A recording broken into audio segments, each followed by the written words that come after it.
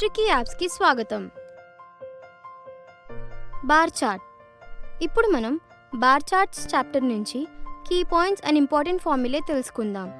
అన్ని కాంపిటేటివ్ ఎగ్జామ్స్లో ఈ చాప్టర్ నుంచి అట్లీస్ట్ ఒకటైనా క్వశ్చన్ వచ్చే పాసిబిలిటీ ఉంది.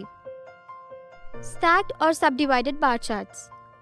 డేటాని సబ్ గ్రూప్స్లో రిప్రజెంట్ చేస్తే దాన్ని స్టాక్డ్ లేదా సబ్ డివైడెడ్ బార్ చార్ట్స్ అని అంటాము. ఈ సబ్ గ్రూప్స్ని ఒకే బార్ మీద రిప్రజెంట్ చేస్తాము. ఈ పిక్చర్లో ట్రెండ్స్, షూస్, ర్యాకెట్స్ మరియు ఫుట్బాల్స్ యొక్క సేల్స్ ఒకే బార్ మీద రిప్రజెంట్ చేస్తాము. Multiple bar chart. ఇందులో రెండు కానీ అంతకంటే ఎక్కువ కానీ బార్స్ని అడ్జసెంట్గా కన్స్ట్రక్ట్ చేస్తారు. ఈ బార్స్ ఒక కంప్లీట్ డేటాలోని డిఫరెంట్ కాంపోనెంట్స్ని కానీ మల్టిపుల్ వేరియబుల్స్ని కానీ రిప్రజెంట్ చేస్తుంది. ఈ చార్ట్ 3 డిఫరెంట్ ఇయర్స్లో 3 టైప్స్ ఆఫ్ వెహికల్స్ యొక్క ప్రొడక్షన్ గురించి డేటా రిప్రజెంట్ చేస్తుంది. ఇక్కడ బ్లూ కలర్ కార్ని ఇండికేట్ చేస్తుంది, ఎల్లో కలర్ బైక్స్ని ఇండికేట్ చేస్తుంది మరియు రెడ్ కలర్ బైసికల్స్ని ఇండికేట్ చేస్తుంది. అండ్ ఈ చార్ట్ 2011, 2012 మరియు 2013 3 ఇయర్స్ యొక్క ప్రొడక్షన్ గురించి డేటా రిప్రజెంట్ చేస్తుంది. ఎగ్జాంపుల్ 2.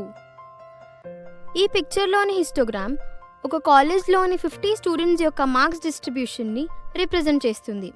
ఈ గ్రాఫ్ బేస్ చేసుకొని క్వశ్చన్స్కి ఆన్సర్స్ ఇవ్వాలి. ఈ బార్ గ్రాఫ్లో ఎక్స్ యాక్సిస్ మార్క్స్ని రిప్రజెంట్ చేస్తుంది మరియు వై యాక్సిస్ ఫ్రీక్వెన్సీ డెన్సిటీని రిప్రజెంట్ చేస్తుంది.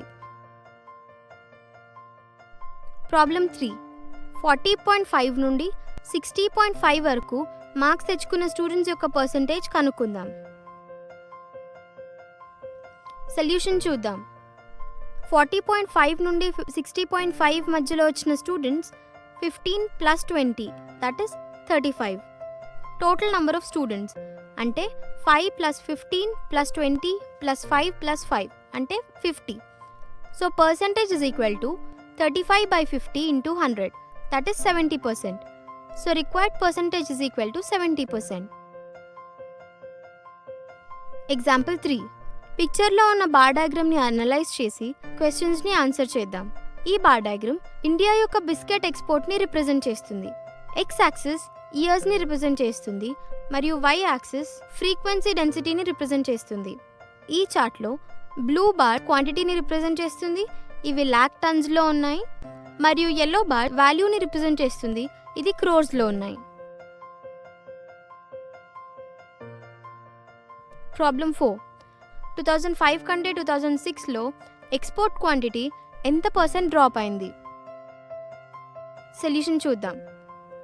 2005 కంటే 2006లో export quantity percentage drop is equal to 2005 యొక్క క్వాంటిటీ దట్ ఈస్ 100 మైనస్ 2006 యొక్క quantity that is 75 divided by 2005 యొక్క quantity that is 100 into 100 that is 25%.